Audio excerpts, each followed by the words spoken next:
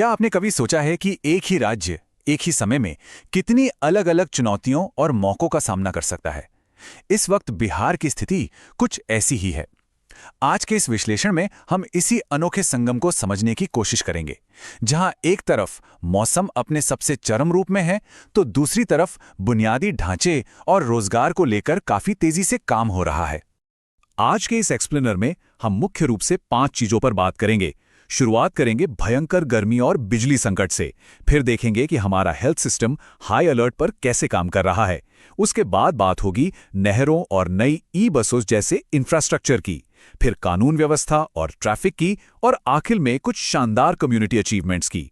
तो चलिए सबसे पहले बात करते हैं इस झुलसा देने वाली गर्मी और इससे पैदा हुए बिजली संकट की। देखिए, इस वक्त राज्य में मौसम का मिजाज बिल्कुल 2 हिस्सों में बटा हुआ है।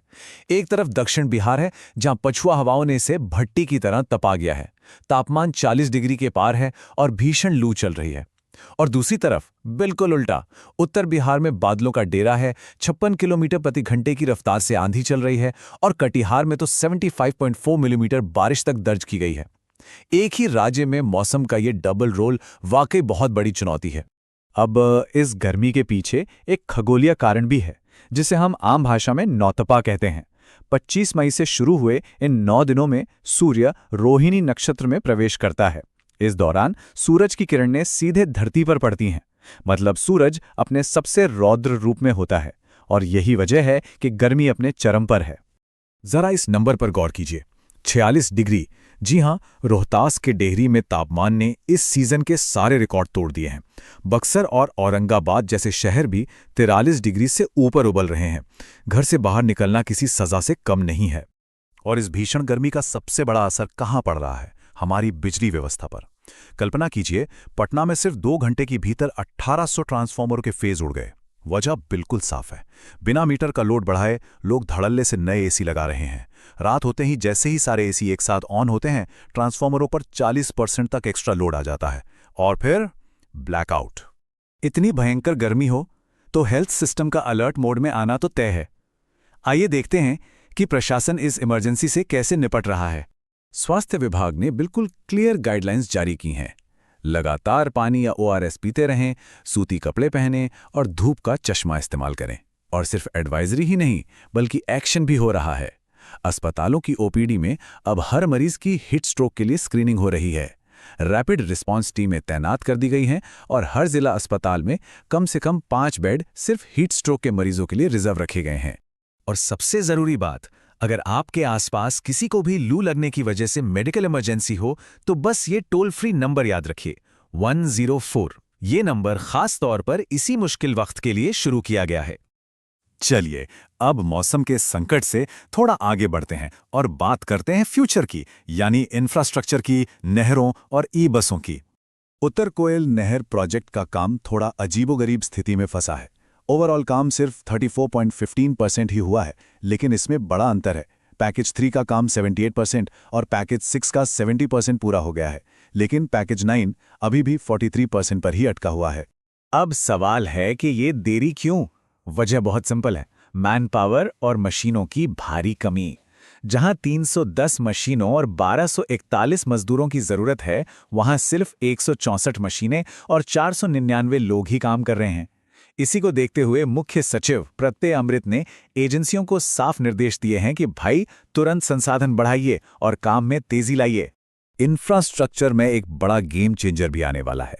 ग्रामीण विकास मंत्री श्रवण कुमार ने एक बड़ी घोषणा की है।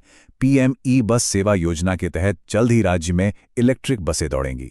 ये सिर्फ एक आरामदायक सफर की बात नहीं है, बल्कि हमारे पर्यावरण के लिए भी एक बहुत बड़ा और पॉजिटिव कदम है। और हाँ, गर्मी के बाद बारिश भी तो आनी है। हम सबको पता है पटना में वाटर लॉगिंग की क्या स्थिति होती है। इसी से बचने के लिए ब्यूडको ने अभी से 24x7 मॉनसून की तैयारी शुरू कर दी है, ताकि इस बार सड़कों पर पानी न भरे। बुनियादी ढांचे के बाद अब रुख करते हैं कानून व्यवस्था और ट्रैफिक का। अगर आप औरंगाबाद के अंबा चौक से गुजर रहे हैं तो जरा संभल कर। SHO राहुल राज के नेतृत्व में पुलिस पूरी तरह से एक्शन में है। बिना हेलमेट, ट्रिपल राइडिंग या बिना सीट बेल्ट के ड्राइविंग करने वालों पर सख्ती से कार्रवाई हो रही है। और ये जरूरी भी है, क्योंकि एक्सीडेंट्स को रोकने का यही एक तरीका है। सड़कों पर सेफ्टी के साथ साथ समाज में शांति बनाए रखना भी प्रशासन की बड़ी प्राथमिकता है। बकरीद आ रही है तो प्रशासन ने हसपुरा, गोह, अंबा और कुतुंबा में शांति समिति की बैठकें की हैं। सख्त हिदायत दी गई है कि अगर किसी ने सोशल मीडिया पर अफवाह फैलाने की कोशिश की तो कड़ी कानूनी कार्रवाई होगी। आखिर में चलिए कुछ अच्छी, पॉजिटिव और प्रेरणादायक खबरों पर नजर डालते हैं। 20,000 ये आंकड़ा बहुत शानदार है। पटना में जो 3 दिन का राज्य स्तरीय रोजगार मेला लगा है, उसमें सिर्फ हेल्थ केयर सेक्टर में 20,000 नौकरियों की पेशकश की गई है। युवाओं के लिए ये किसी बड़े मौके से कम नहीं है। और लोकल लेवल पर भी कमाल की चीजें हो रही हैं।